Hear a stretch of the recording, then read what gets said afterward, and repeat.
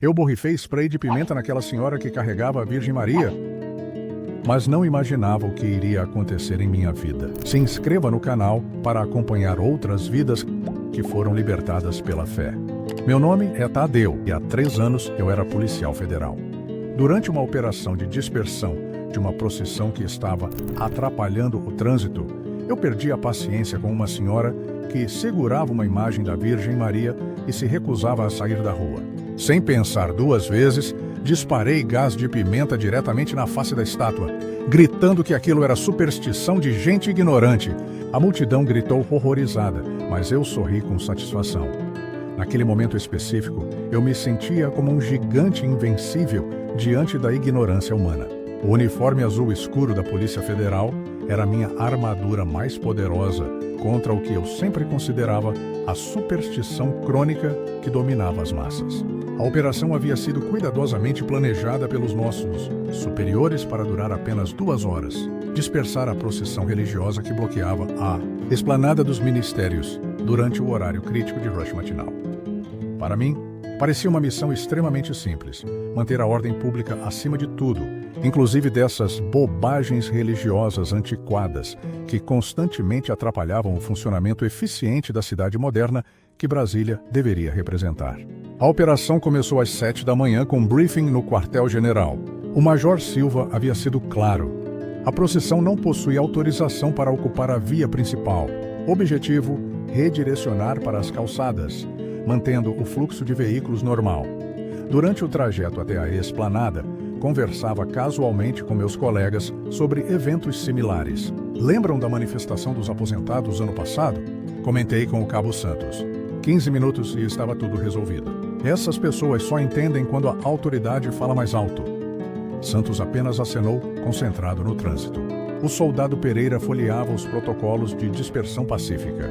A senhora idosa que segurava a imagem não devia ter mais que 65 anos, mas sua postura curvada pela artrite e cabelos brancos como neve a faziam parecer mais frágil.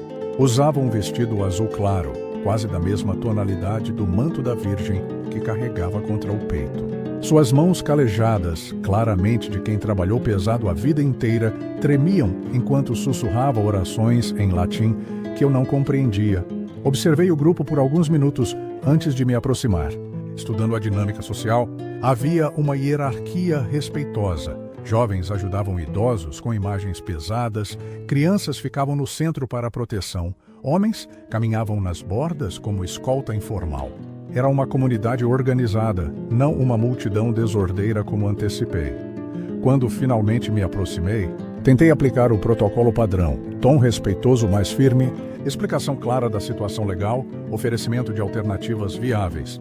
Bom dia, sou agente federal Tadeu Costa.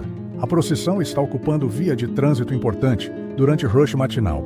Precisamos que se desloquem para as calçadas onde podem continuar sem interferir no tráfego. Ela parou e me olhou profundamente nos olhos. Seus olhos castanhos estavam úmidos, não de medo, mas de uma emoção mais profunda que não consegui identificar. Meu filho, disse com voz suave mas clara, hoje é um dia especial para a nossa comunidade. Estamos levando Nossa Senhora para abençoar os lugares importantes da cidade. Ela precisa caminhar pelas ruas principais, porque as ruas também fazem parte do que ela protege. Sua resposta me irritou desproporcionalmente. Havia algo perturbador na forma como falou, com convicção inabalável, como se explicasse algo óbvio para uma criança. Senhora, com respeito, as ruas pertencem a todos os cidadãos, não há símbolos religiosos específicos. Temos motoristas atrasados, ambulâncias que podem precisar passar, ônibus cheios de trabalhadores que dependem desta via. Outros fiéis se aproximaram formando semicírculo protetor. Notei a diversidade impressionante. Executivos bem vestidos que saíram cedo do trabalho, operários com uniformes sujos da jornada noturna, donas de casa com crianças, estudantes com mochilas. Não era o estereótipo de fanáticos ignorantes que construí mentalmente. Um mecânico de 40 anos, uniforme azul com mãos sujas de graxa, se aproximou respeitosamente. Por favor, oficial, somos pessoas trabalhadoras e de bem. Muitos saímos cedo do serviço para participar desta procissão anual. Não queremos problemas, mas este é compromisso espiritual importante para a nossa comunidade. O fato dele usar mãe para a estátua me irritou ainda mais. Foi então que peguei o spray de pimenta do cinto.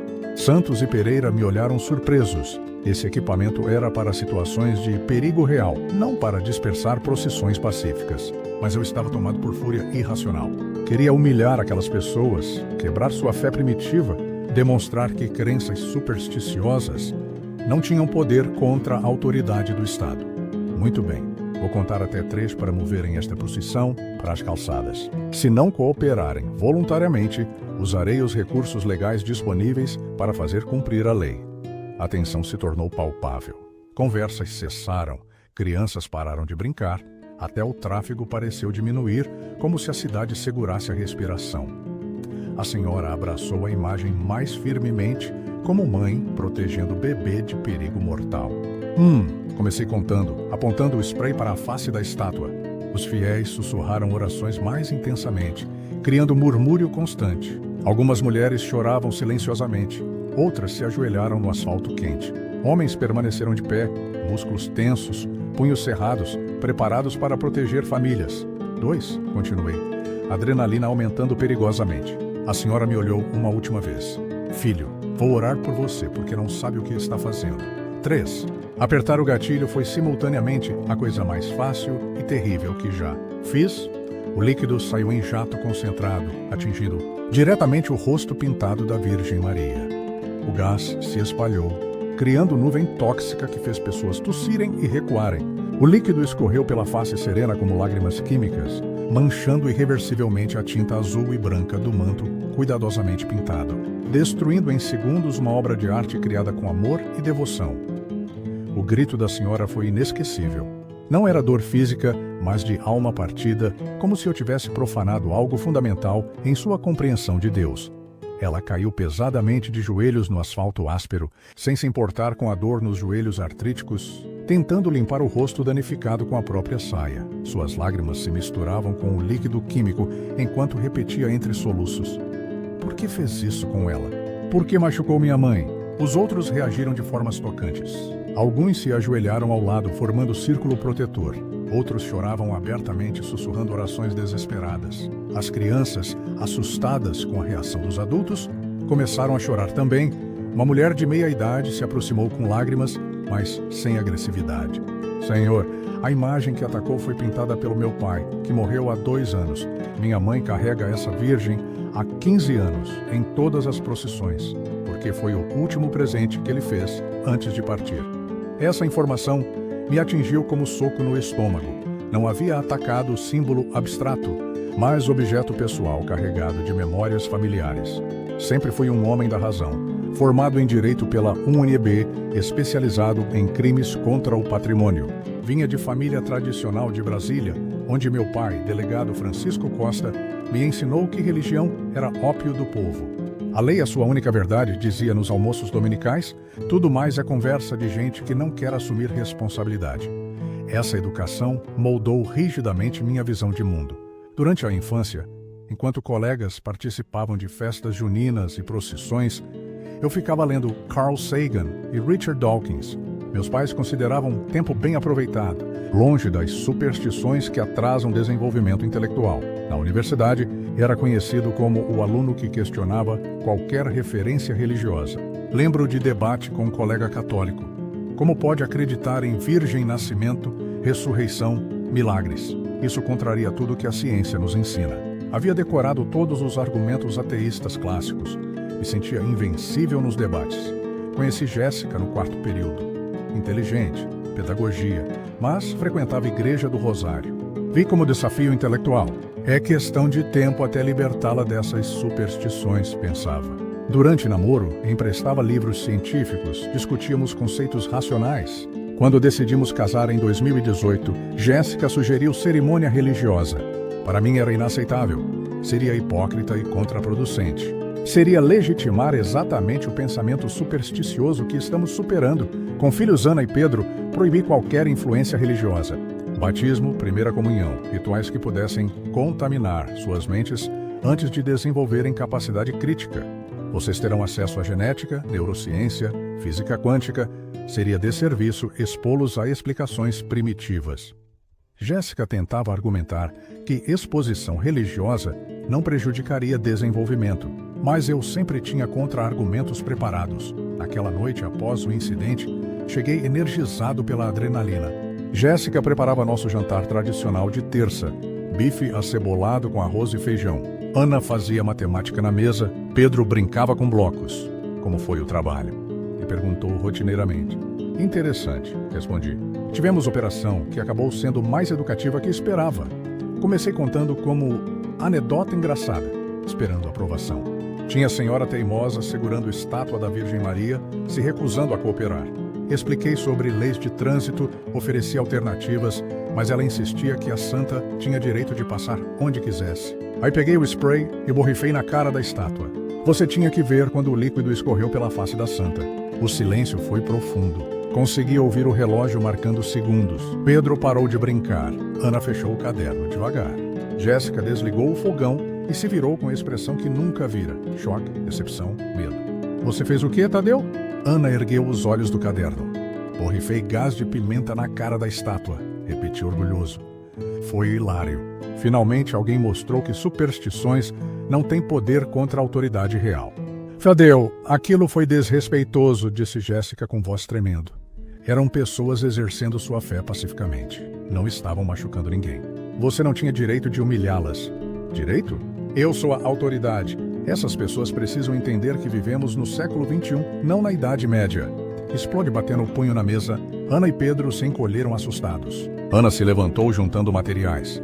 Pai, aquela senhora estava só rezando. A gente aprendeu que todo mundo tem direito à religião. Por que o senhor fez isso? Sua pergunta me desestabilizou. Durante 12 anos, eu fora seu herói inquestionável. Pedro, com simplicidade brutal das crianças. Pai, se alguém jogasse tinta na minha foto favorita, eu ficaria triste. Aquela senhora ficou triste porque o senhor estragou a boneca da santa dela. A analogia infantil era mais penetrante que qualquer argumento filosófico. Superstições? Que Jéssica repetiu como insulto pessoal. Tadeu, você está chamando a fé da sua própria esposa de superstição. É sobre minha fé também. Foi a primeira vez que admitiu abertamente ter crenças religiosas. Durante nosso casamento, ela havia sido discreta sobre crenças, participando ocasionalmente de missas, mas evitando confrontações com minha posição ateísta. Jéssica, eu sempre soube da sua tendência religiosa e esperei que você evoluísse intelectualmente além disso. Você é educada, formada em pedagogia, entende ciência. Como pode se apegar a explicações primitivas? Suas lágrimas começaram, não de raiva, mas tristeza profunda. Durante todos esses anos respeitei sua posição. Nunca tentei convertê-lo, nunca forcei discussões religiosas. Tudo o que pedi foi tolerância. Pedro começou a chorar baixinho, sempre sensível a conflitos familiares. Jéssica se ajoelhou ao lado. Amor, papai e mamãe estão só conversando. Vai ficar tudo bem. Mas vi no olhar de Ana que ela havia entendido perfeitamente. O pai desprezava algo que a mãe considerava importante. Naquela noite, Jéssica dormiu no quarto de hóspedes pela primeira vez em nosso casamento. Fiquei repassando eventos, procurando justificativas. Eu fiz o certo. Alguém precisa confrontar superstições que impedem progresso social. Mas algo incomodava. A lembrança do olhar da senhora, não de raiva, mas compaixão genuína. No dia seguinte, fui chamado ao gabinete do delegado-chefe. Dr. Mendonça, homem sisudo de 50 anos, raramente sorria. Costa, preciso conversar sobre o incidente na esplanada. O problema não é seu relatório. Recebemos 4 reclamações formais sobre sua conduta. Uma do Ministério da Justiça, 2 da Comissão de Direitos Humanos, uma da Confederação dos Bispos. Senti o estômago gelar. Você borrifou gás de pimenta numa estátua religiosa durante procissão pacífica. Isso não é protocolo, é vandalismo religioso. A palavra ecoou como gongo. 30 dias de suspensão sem vencimentos. Avaliação psicológica obrigatória. Use esse tempo para refletir sobre o que significa servir e proteger. Sair como zumbi. 30 dias sem trabalho, sem salário, sem identidade profissional, construída durante década. Durante a suspensão, tentei manter rotina, mas sem trabalho para ocupar a mente, comecei repassando obsessivamente os eventos. Na terceira noite, tive o primeiro sonho estranho. Estava na esplanada vazia, apenas eu e a senhora face a face. Por que você fez aquilo comigo, filho? e perguntava com voz doce, mas carregada de mágoa. Mas agora, sem adrenalina e raiva, eu realmente escutava dor em suas palavras. Acordei suando, coração disparado. Uma madrugada, encontrei Pedro na sala assistindo desenhos. Por que está acordado? Não consigo parar de pensar naquela senhora que o senhor machucou. Suas palavras foram facada. Meu filho de 10 anos, perdendo sono pelas consequências morais do meu comportamento. Pedro, eu não machuquei nenhuma pessoa. Borrifei líquido numa estátua. Pai, se alguém quebrasse meu brinquedo preferido, eu ficaria triste. Aquela senhora ficou triste, porque o senhor estragou a boneca santa dela. Sentamos assistindo desenhos em silêncio por 1 hora. Pedro adormeceu no meu braço, mas suas palavras continuaram ecoando. Havia formulado o princípio ético mais básico da civilização: tratar outros como gostaríamos de ser tratados. Durante a 3ª semana da suspensão, visitei meu pai. Soube da suspensão. Mendonça disse que você atacou procissão religiosa. A decepção na voz era palpável. Durante toda a minha vida, ele fora meu modelo, meu herói. Pai, fiz o que o senhor ensinou.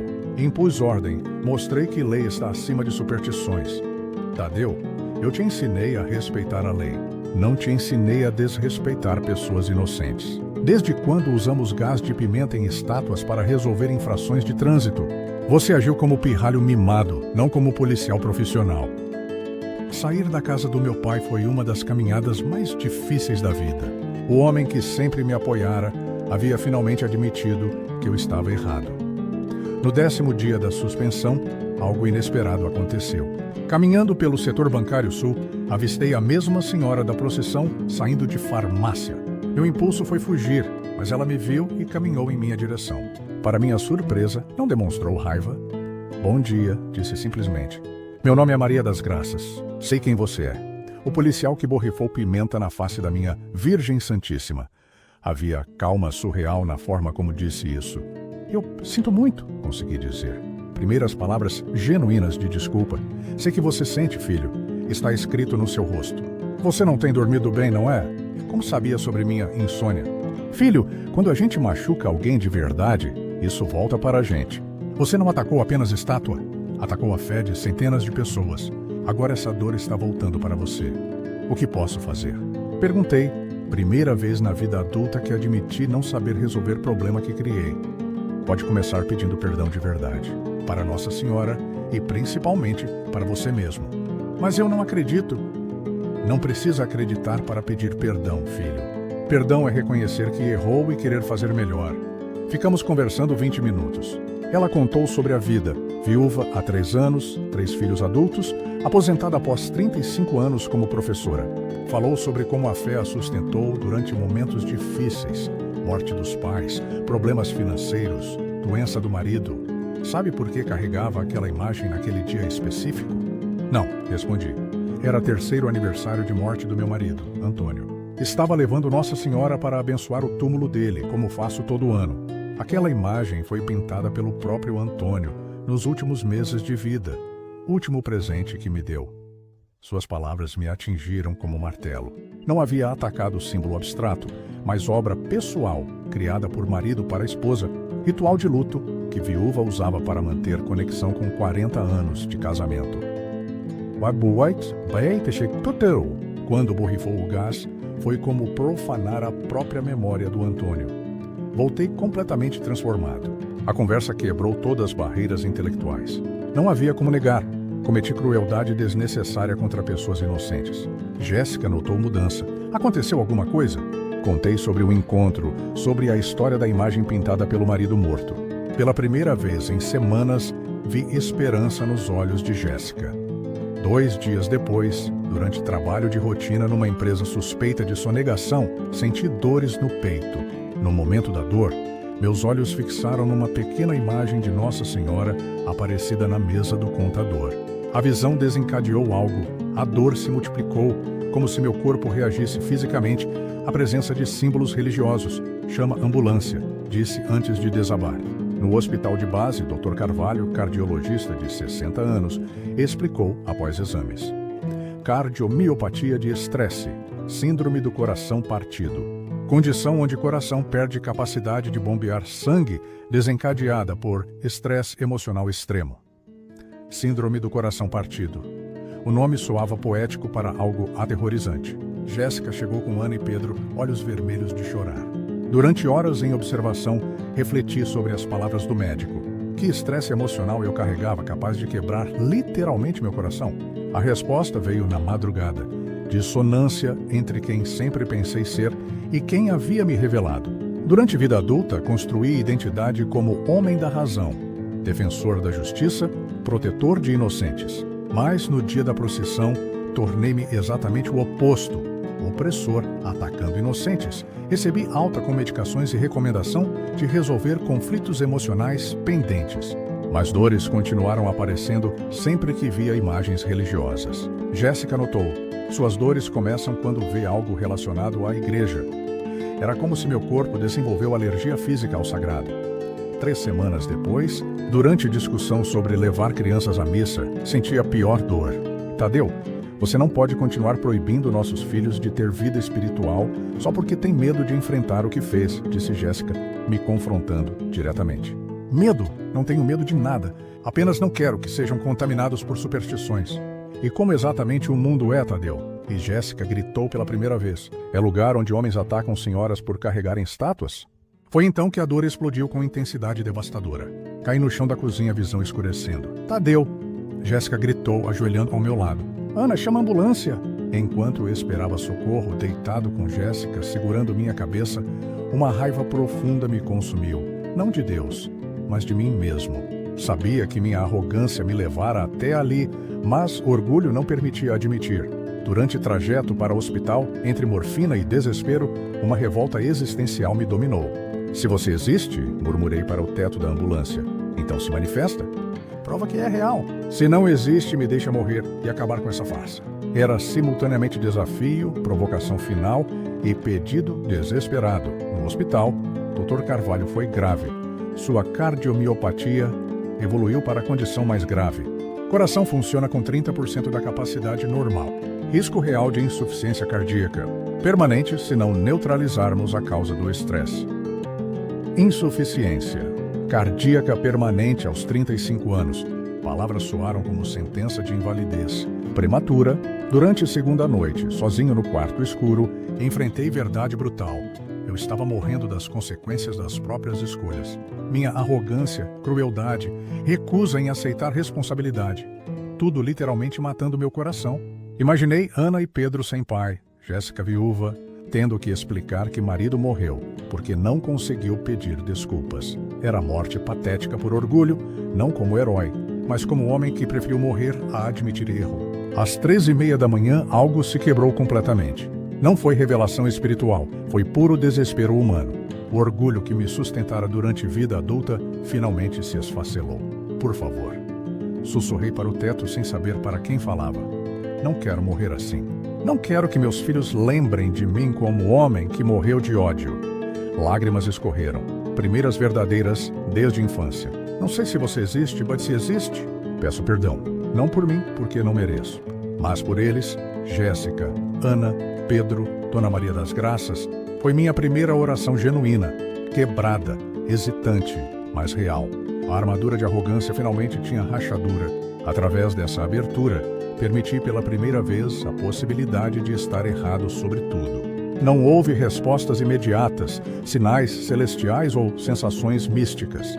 Apenas silêncio do hospital na madrugada e som dos monitores registrando que meu coração ainda batia. Durante cirurgia de emergência na manhã seguinte, quando médicos perderam esperanças, algo extraordinário aconteceu. Não posso explicar cientificamente, posso apenas descrever o que experimentei. Encontrei-me na esplanada dos ministérios, mas transformada.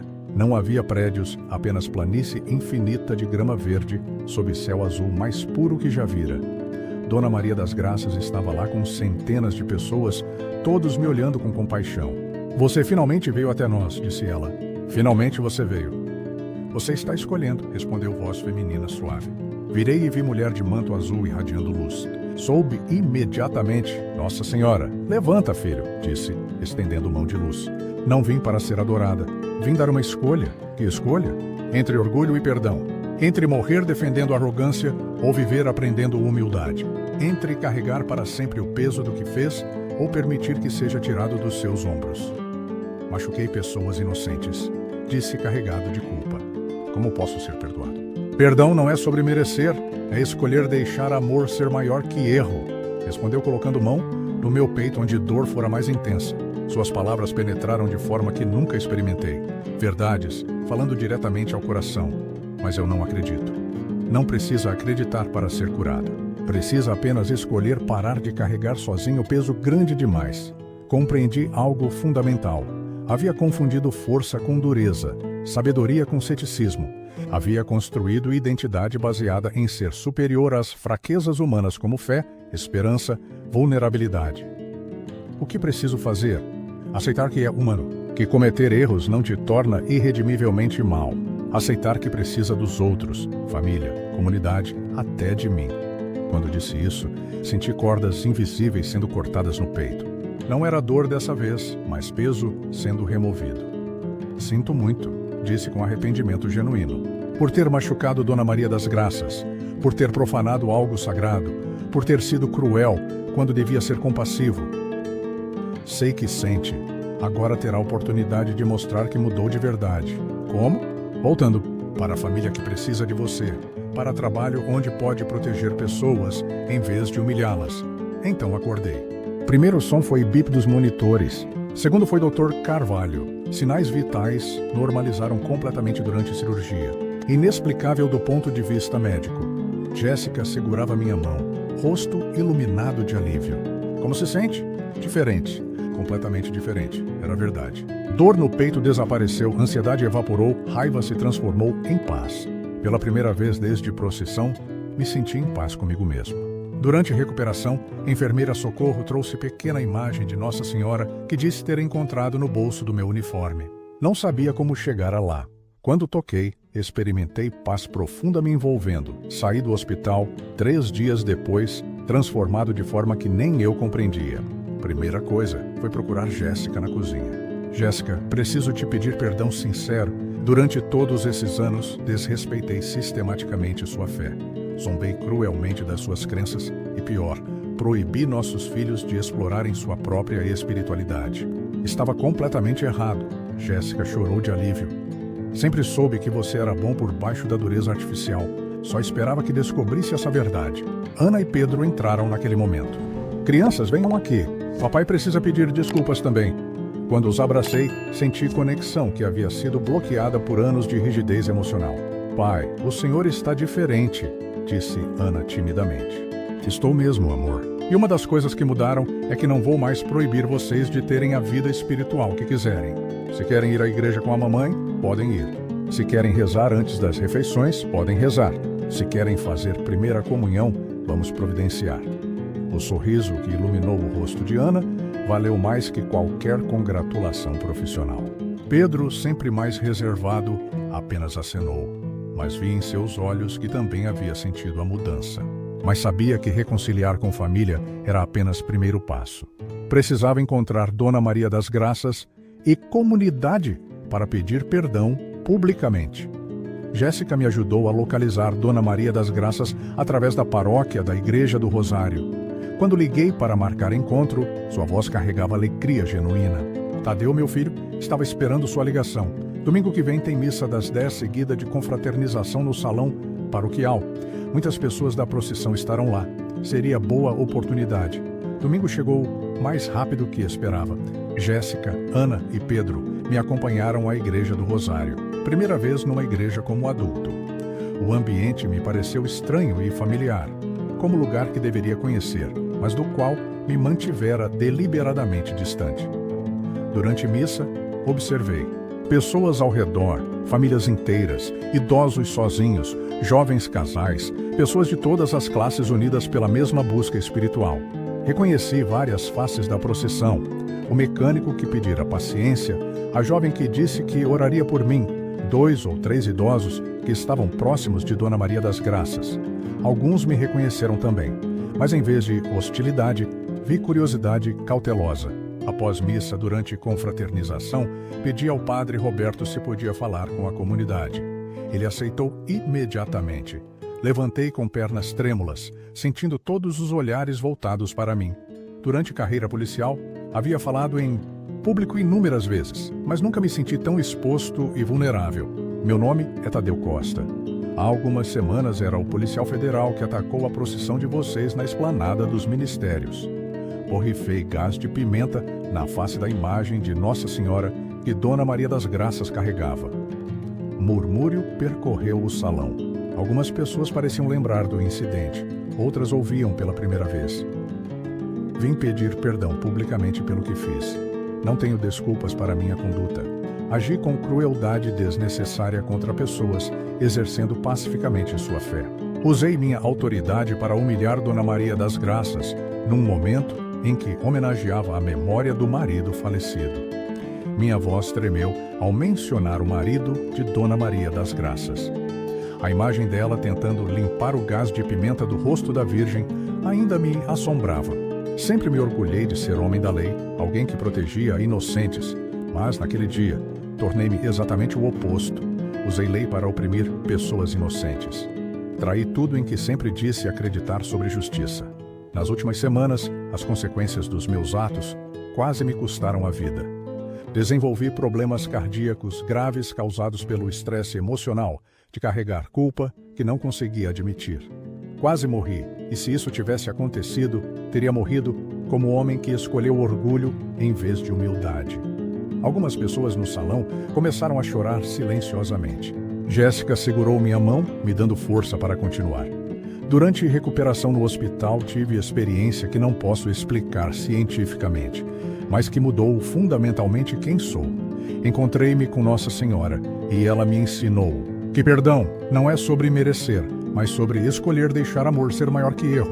Fiz pausa para respirar antes de continuar com a parte mais difícil. Hoje sei que minha rejeição à religião não vinha de superioridade intelectual, como sempre pensei. Vinha de medo. Medo de admitir que precisava de algo maior que mim mesmo. Medo de reconhecer minhas próprias limitações humanas. O silêncio no salão era total. Mesmo crianças pequenas pareciam entender que algo importante estava acontecendo. Dona Maria das Graças se levantou lentamente da primeira fila e começou a caminhar em minha direção. Por um momento, pensei que fosse me repreender publicamente. Em vez disso, ela me abraçou na frente de toda a comunidade. Bem-vindo à família, meu filho, disse alto o suficiente para todos ouvirem. Esse abraço quebrou completamente qualquer resistência emocional que ainda me restava. Comecei a chorar. Abertamente, não de vergonha, mas de gratidão profunda por estar sendo aceito por pessoas que havia ferido gravemente. Uma por uma, outras pessoas da comunidade se aproximaram para me cumprimentar, abraçar, dar boas-vindas. O mecânico que havia me pedido paciência naquele dia apertou minha mão. Irmão, todos nós já erramos. O importante é ter coragem de reconhecer e mudar. A jovem que havia prometido orar por mim me olhou com lágrimas nos olhos. Minhas orações funcionaram. Nossa Senhora realmente cuidou do senhor. Padre Roberto se aproximou quando a multidão havia se dispersado um pouco. Tadeu, sua transformação é um testemunho poderoso de como Deus pode trabalhar através das nossas maiores falhas. Você consideraria compartilhar sua história com outras comunidades? A ideia de me tornar uma espécie de testemunha pública da transformação espiritual me assustou inicialmente. Mas depois pensei em quantas outras pessoas poderiam estar lutando com o mesmo orgulho e dureza emocional que quase me mataram. Padre, se minha experiência pode ajudar outras pessoas a evitarem o caminho destrutivo que escolhi, estou disposto a compartilhá-la. 3 anos se passaram, desde aquele domingo transformador na Igreja do Rosário. Hoje, enquanto me preparo para mais uma palestra sobre minha conversão numa paróquia de Taguatinga, reflito constantemente sobre como minha vida mudou, de formas que jamais poderia ter imaginado ou previsto. A primeira mudança fundamental veio na área profissional. Quando finalmente voltei do meu período de recuperação médica e suspensão disciplinar, procurei Dr. Mendonça e solicitei formalmente transferência para um cargo administrativo na Polícia Federal. Descobri que não conseguia mais carregar uma arma ou participar de operações de campo, não por incapacidade física, que havia sido completamente restaurada, mas porque minha compreensão sobre o uso ético da autoridade havia mudado irreversivelmente. Costa, você tem absoluta certeza desta decisão? Perguntou o Dr. Mendonça quando apresentei meu pedido oficial de remanejamento. Você é um policial de campo naturalmente talentoso. Trabalho administrativo pode ser intelectualmente frustrante para alguém com seu perfil operacional. Senhor, descobri que posso servir muito melhor à sociedade usando minha experiência pessoal para treinar outros policiais sobre os limites éticos do poder e da autoridade. Quero trabalhar com educação preventiva e desenvolvimento humano, não mais com confronto direto ou imposição de força. Meu novo trabalho envolveu desenvolvimento e implementação de programas de treinamento sobre direitos humanos, uso proporcional da força e policiamento comunitário para agentes da Polícia Federal em todo o país. Era profundamente irônico que alguém que havia abusado tão gravemente da autoridade se tornasse responsável por ensinar outros sobre como não repetir os mesmos erros. Mas talvez fosse exatamente essa experiência pessoal direta com o lado obscuro do poder que me qualificava de forma única para a função educacional. Durante esses 3 anos, desenvolvi e implementei um programa de treinamento chamado Autoridade e Compaixão, Fundamentos do Policiamento Humanizado, que já foi ministrado com sucesso em mais de 40 unidades da Polícia Federal em 23 estados diferentes. O programa usa minha própria experiência traumática como estudo de caso central sobre como preconceitos pessoais profundamente enraizados podem contaminar fatalmente o exercício profissional da autoridade pública. Cada módulo do treinamento começa com um relato completo do que aconteceu naquela manhã na esplanada dos ministérios, desde minha arrogância inicial até as consequências médicas que quase me mataram. Os jovens policiais ficam visivelmente desconfortáveis quando descrevo em detalhes como borrifei gás de pimenta numa estátua religiosa carregada por uma senhora idosa, mas esse desconforto é exatamente o objetivo. Vocês estão sentindo desconforto, porque reconhecem que o que fiz foi objetivamente errado, explico durante essas sessões. Esse desconforto é sua consciência moral funcionando adequadamente. O perigo surge quando paramos de sentir desconforto com atos de crueldade, quando normalizamos o abuso de autoridade como parte do trabalho. Durante uma dessas sessões, em Recife, um jovem agente levantou a mão. Senhor, mas aquelas pessoas estavam tecnicamente violando as leis de trânsito. O senhor não estava apenas fazendo cumprir a lei? Era exatamente a pergunta que eu esperava, porque era a mesma justificativa que usei na época. Jovem, fazer cumprir a lei é nossa responsabilidade, mas a forma como fazemos isso revela quem realmente somos como pessoas. Respondi. Eu poderia ter resolvido aquela situação de dezenas de formas diferentes: negociação, oferecimento de rotas alternativas, coordenação com o trânsito para minimizar impactos. Em vez disso, escolhi a humilhação pública porque queria demonstrar superioridade sobre pessoas que considerava intelectualmente inferiores. A segunda mudança importante foi na minha relação familiar. Jéssica e eu renovamos nossos votos matrimoniais numa cerimônia religiosa simples na Igreja do Rosário, oficiada pelo Padre Roberto. A cerimônia foi pequena, apenas nossas famílias e alguns amigos da comunidade, mas teve um significado profundo que nosso casamento civil original nunca possuiu.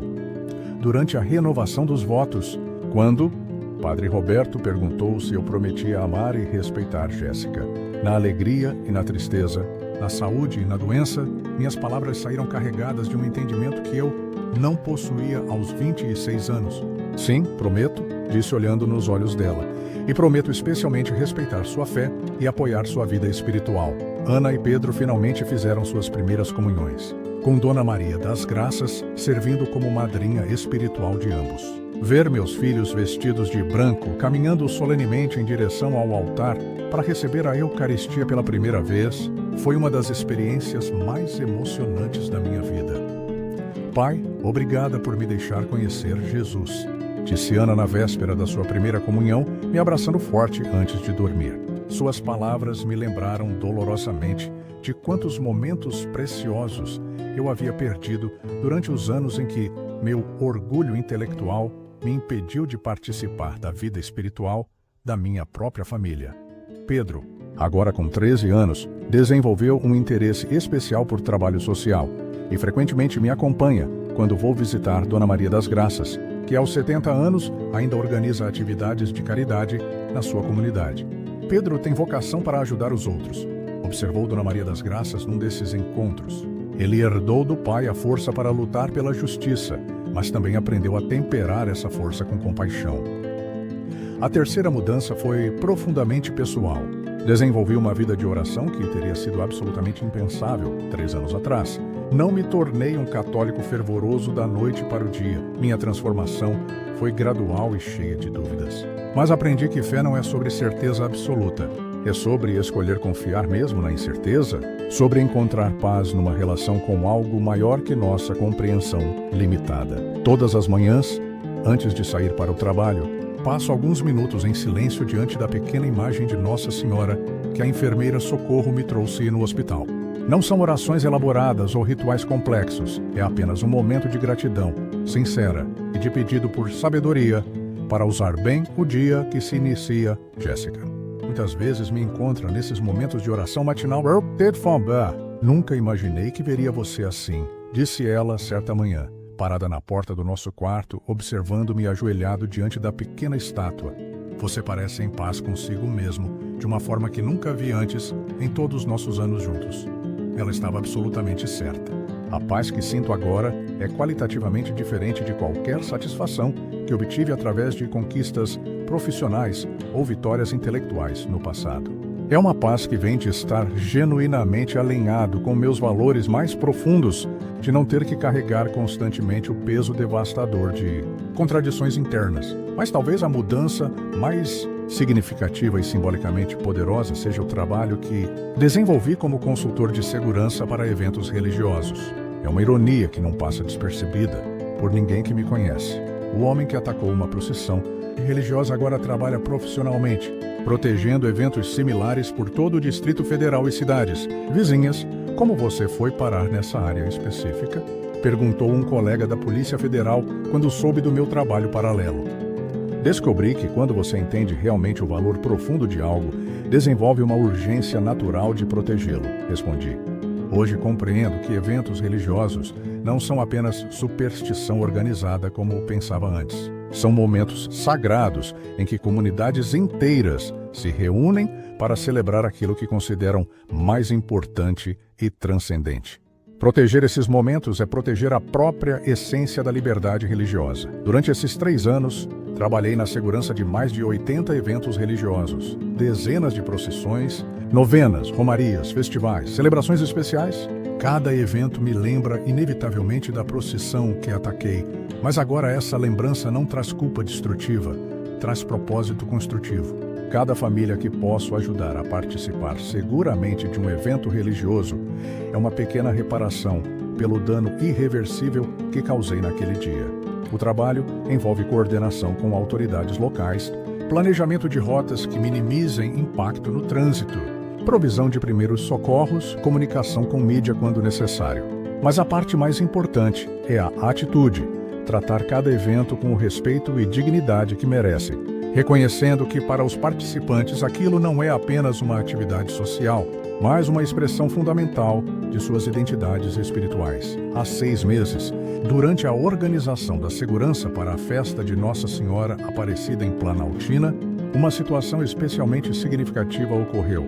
Uma das organizadoras do evento, Dona Carmen, me procurou com uma solicitação que me pegou completamente de surpresa. Senhor Tadeu, temos uma senhora aqui que insiste em falar pessoalmente com o senhor.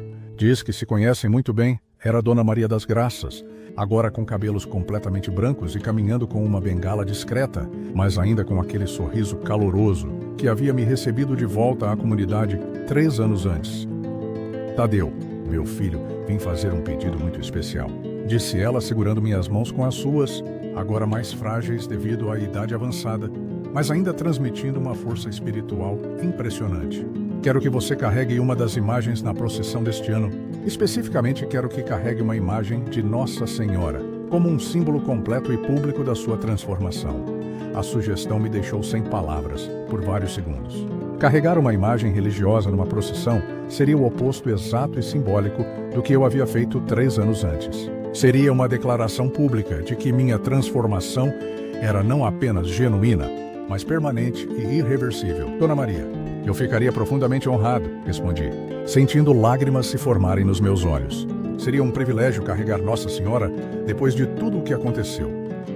No dia da procissão, enquanto caminhava lentamente pelas ruas de Planaltina, carregando cuidadosamente a imagem de Nossa Senhora, rodeado por centenas de fiéis cantando e orando, experimentei uma sensação de completude espiritual que nunca havia imaginado ser possível na minha vida. Jéssica caminhava ao meu lado direito, junto com Ana e Pedro. Meu pai Francisco, agora aposentado depois de mais de 30 anos na Polícia Civil, também se juntou a nós para a caminhada. Sua própria transformação espiritual havia começado gradualmente depois que testemunhou a minha. Pai, o senhor está chorando? Perguntou Pedro durante a caminhada, notando as lágrimas que escorriam livremente pelo meu rosto. Estou chorando de alegria pura, filho, respondi honestamente. Estou chorando porque finalmente entendi uma verdade fundamental que levei 35 anos para descobrir. A força verdadeira não vem de estar acima dos outros, mas de caminhar junto com eles em humildade e amor. Durante esses 3 anos transformadores, compartilhei minha história pessoal em mais de 60 igrejas, comunidades, seminários e eventos educacionais. Cada vez que conto sobre minha experiência, vejo rostos na audiência que refletem lutas similares, pessoas lutando com orgulho destrutivo, com dureza emocional, com a dificuldade aparentemente impossível de pedir perdão sincero. Após uma dessas palestras numa igreja metodista em Sobradinho, um homem de uns 45 anos me procurou visivelmente emocionado. Tadeu, minha situação específica é diferente da sua, mas reconheço exatamente a mesma arrogância intelectual que quase te destruiu. Como você encontrou coragem real para mudar? A coragem genuína não veio de mim, respondi com total honestidade. Veio do desespero absoluto de quase perder tudo o que era realmente importante na vida. Às vezes precisamos chegar literalmente ao fundo do poço mais profundo para descobrir que não conseguimos subir sozinhos, que precisamos desesperadamente de ajuda. Quando jovens policiais me perguntam especificamente sobre como equilibrar adequadamente a autoridade profissional com compaixão humana, sempre conto detalhadamente minha história. A verdadeira autoridade, digo a eles com convicção baseada em experiência dolorosa, vem de servir conscientemente algo muito maior que você mesmo. Quando você usa seu poder institucional para proteger e elevar os vulneráveis em vez de oprimi-los desnecessariamente, você se torna realmente forte. Às vezes, durante essas conversas educacionais com jovens policiais, vejo em seus olhos exatamente a mesma arrogância intelectual e dureza emocional que quase me destruíram completamente. Para esses jovens especificamente, sempre faço a mesma pergunta penetrante que Dona Maria das Graças fez para mim naquele dia transformador na calçada. O que exatamente você vai fazer com o conhecimento que possui sobre o sofrimento alheio?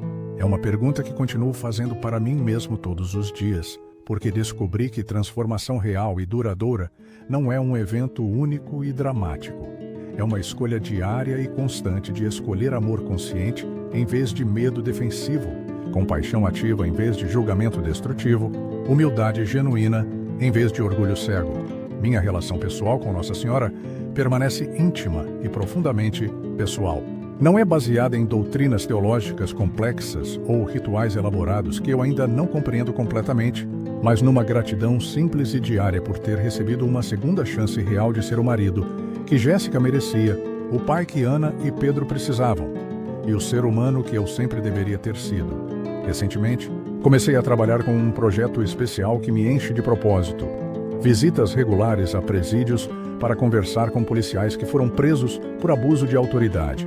É um trabalho emocionalmente difícil, porque vejo nesses homens exatamente quem eu poderia ter me tornado se não tivesse encontrado uma forma de parar minha trajetória destrutiva a tempo. Vocês acham que são diferentes de mim? Digo durante essas visitas carcerárias, mas a única diferença real é que minha arrogância quase me matou antes que eu pudesse cometer crimes ainda piores. Todos nós tínhamos o mesmo problema fundamental.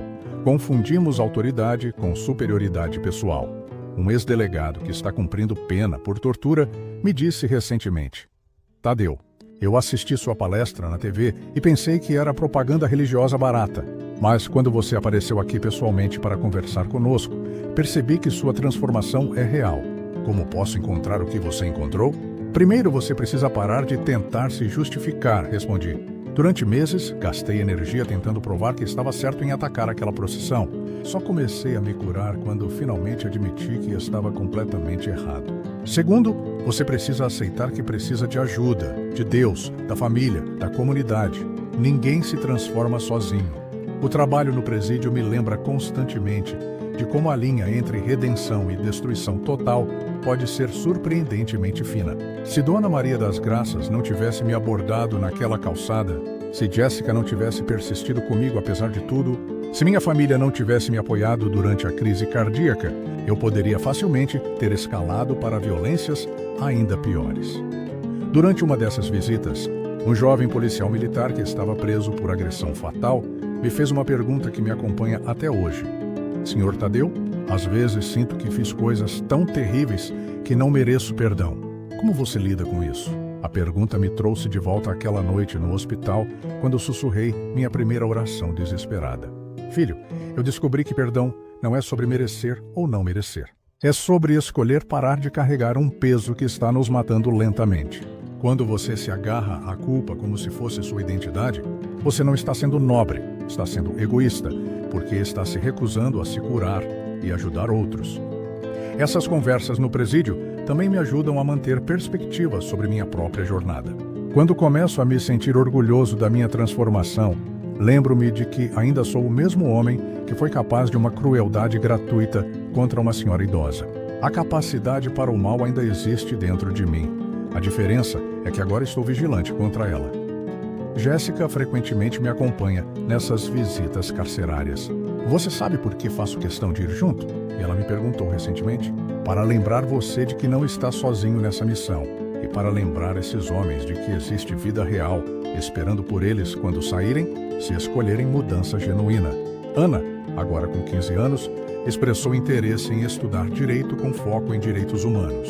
Pai, quero trabalhar com pessoas que passaram pelo que o senhor passou, disse ela recentemente. Quero ajudar pessoas que cometeram erros terríveis a encontrarem uma forma de fazer melhor. Pedro, aos 13 anos, já demonstra uma maturidade emocional que me impressiona constantemente. Pai, lembra quando eu era pequeno e perguntei por que o senhor havia machucado aquela senhora? Disse ele há algumas semanas. Agora entendo que às vezes os adultos fazem coisas erradas quando estão com medo ou raiva. Mas também entendo que sempre é possível mudar. Essas observações dos meus filhos me lembram de que minha transformação não afetou apenas a mim. Ela está moldando uma nova geração que cresceu, vendo que pessoas podem mudar radicalmente, que erros não precisam definir permanentemente quem somos. Dona Maria das Graças, agora com 73 anos, continua sendo uma presença constante na minha vida. Almoçamos juntos uma vez por mês e ela continua sendo uma fonte de sabedoria e perspectiva espiritual. Tadeu, ela me disse no nosso último encontro, você se tornou um homem que eu ficaria orgulhosa de chamar de filho. Antônio também ficaria orgulhoso de saber que a imagem que ele pintou foi o catalisador para uma transformação tão profunda. Mencioná-la sempre me emociona, porque lembra do ponto de partida desta jornada, uma imagem pintada por um marido amoroso para sua esposa, profanada por minha arrogância, mas que se tornou o meio através do qual encontrei minha própria humanidade.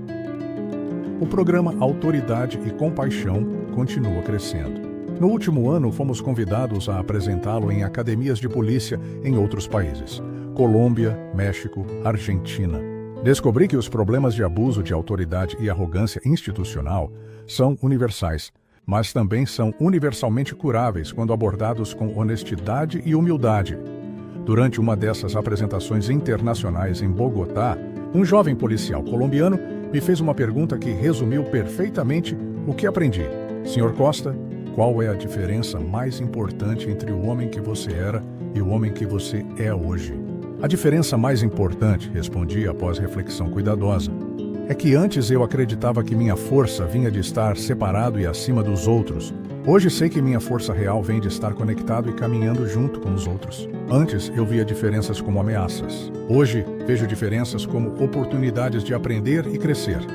Hoje 3 anos depois da minha experiência transformadora no hospital, posso dizer com certeza absoluta que sou um ex-cético que descobriu que a humildade genuína é o primeiro passo necessário para qualquer milagre verdadeiro. Não me tornei religioso por medo da morte ou por interesse pessoal. Me tornei uma pessoa de fé porque aprendi através da experiência direta que somos todos seres profundamente conectados, dependentes uns dos outros e de algo infinitamente maior que nossas compreensões individuais limitadas. Minha rotina atual é radicalmente diferente da vida que levava 3 anos atrás. Acordo às 5:30 da manhã, dedico 20 minutos à oração e reflexão silenciosa. Tomo café da manhã com Jéssica enquanto discutimos os planos do dia. Levo Ana e Pedro à escola quando necessário. E vou para o trabalho com um senso de propósito que nunca experimentei antes. No trabalho, divido meu tempo entre desenvolvimento de novos materiais de treinamento, sessões de coaching individual com policiais que estão enfrentando dilemas éticos e coordenação de programas de educação continuada. Cada interação é uma oportunidade de plantar sementes de transformação em corações que podem estar tão endurecidos quanto o de meu estava. Às tardes, frequentemente visito Dona Maria das Graças ou outras pessoas da comunidade da Igreja do Rosário. Essas visitas não são obrigações religiosas formais, são relacionamentos genuínos que me nutrem espiritualmente e me mantêm conectado à realidade de que fé autêntica se expressa através de ações concretas de amor e serviço. As noites são reservadas para a família.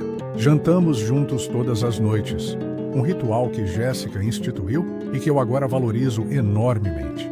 Conversamos sobre os eventos do dia, ajudo Ana e Pedro com lição de casa quando necessário e frequentemente terminamos o dia com uma oração familiar simples. Pai, Ana me perguntou recentemente, você às vezes sente saudade de ser a pessoa que era antes? A pergunta me fez parar e refletir profundamente. Amor, a única coisa de que sinto saudade é da simplicidade de não questionar meus próprios motivos. Mas isso não era realmente uma virtude, era ignorância. Prefiro a complexidade de viver com consciência plena a voltar à simplicidade da inconsciência. Pedro fez uma observação ainda mais penetrante. Pai, parece que o senhor sorri mais agora, mesmo quando está triste. Ele estava certo. Há uma alegria subjacente na minha vida agora que persiste independentemente das circunstâncias externas. É a alegria de viver alinhado com o propósito, de saber que estou contribuindo positivamente para o mundo. As palestras que dou sobre minha experiência continuam crescendo em alcance e impacto. Recebi convites para falar em universidades, seminários teológicos, conferências de direitos humanos, congressos de segurança pública. Cada audiência é diferente, mas a mensagem central permanece a mesma. Transformação radical é possível para qualquer pessoa disposta a enfrentar honestamente suas próprias falhas e buscar ajuda. Durante uma palestra recente na Universidade de Brasília, a mesma universidade onde me formei em Direito, um estudante me fez uma pergunta desafiadora. Professor Costa, como sabemos que sua transformação é genuína e não apenas uma performance bem elaborada? Você não pode saber com certeza, respondi honestamente, mas pode observar os frutos. 3 anos atrás, eu destruí relacionamentos e causei sofrimento desnecessário.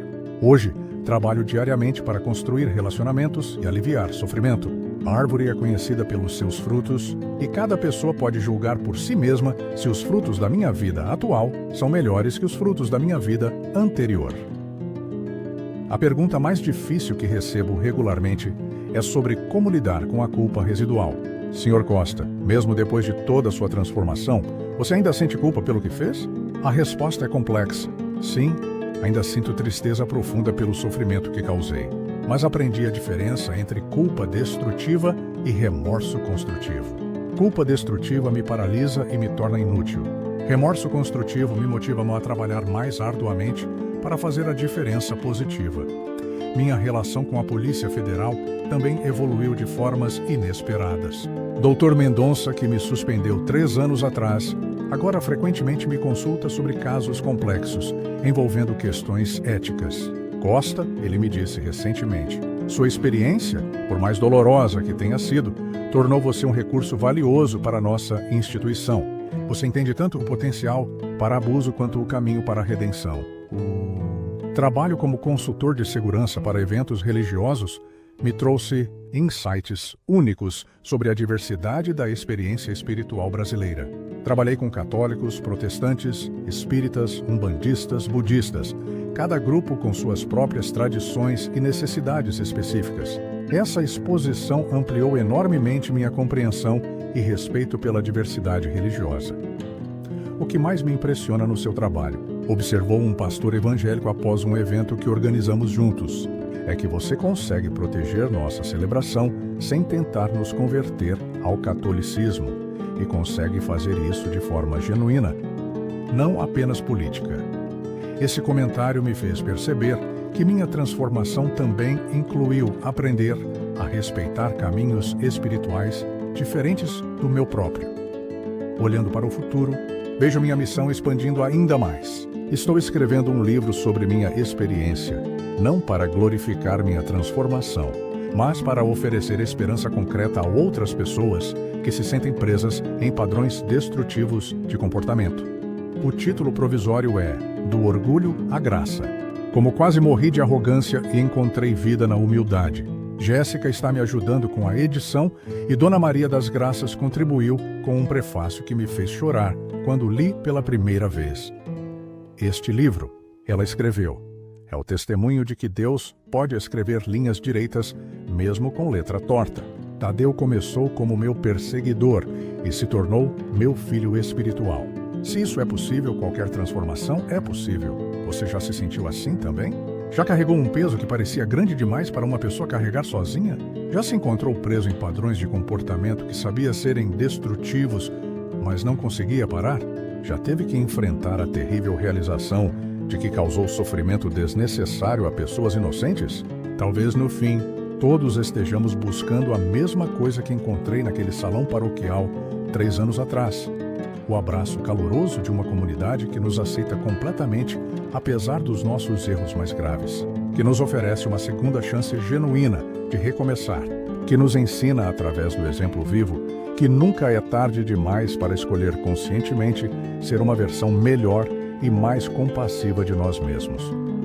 A transformação é possível, a redenção é real e às vezes, quando menos esperamos, quando achamos que cavamos um buraco profundo demais para sair, uma mão se estende para nos ajudar a subir. Às vezes, essa mão vem de onde menos esperamos, de uma senhora idosa que tinha todos os motivos para nos odiar, mas escolhe o perdão. Às vezes, essa mão vem de uma presença espiritual que encontramos quando finalmente paramos de fugir e começamos a buscar. O importante é estar aberto para receber essa ajuda quando ela chegar. O importante é ter a humildade de admitir que precisamos dela. O importante é escolher todos os dias ser um pouco melhor do que éramos no dia anterior. Essa é minha história. Esta é minha missão. E se ela pode dar esperança a mais uma pessoa que se sente perdida na própria arrogância, então cada lágrima, cada dor, cada momento de humilhação pelo qual passei terá valido completamente a pena.